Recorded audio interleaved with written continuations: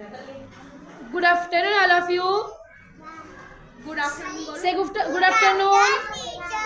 Very good. सबको बोलना है गुड आफ्टरनून टीचर बोलो। अरे वाह, वेरी गुड। सब लोग ब्लैक बोर्ड पे देखो, एक छोटा ब्लैक बोर्ड दिख रहा है यहाँ पे आपको। हाँ, सबका ध्यान यहाँ पे दिखना चाहिए। यहाँ पे क्या लिखे टीचर ने? सेंसरियल एक्टिविटी, लेटर आइडेंटिफिकेशन। आपके पास, सबके पास यू हैव 5 सेंस ऑर्गन्स ना? सबके पास सेंस ऑर्गन्स है?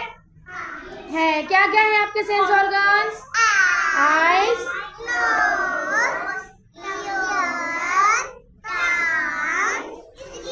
Very good. स्किन, लास्ट वाला कौन सा बोला आपने? स्किन। तो आपको क्या करना है? आपके स्किन पे, आपके बैक साइड पे एक लेटर ड्रॉ किया जाएगा। आपको वो फील करना है क्या लेटर ड्रॉ किए, और वो लेटर वहां पे राइट डाउन करना है। कम देखो, टीचर आपके पीछे वो लेटर लिखेंगे, आपको फील करना है क्या लेटर लिखा हुआ है और वो वहां पे लिखना है, ठीक है?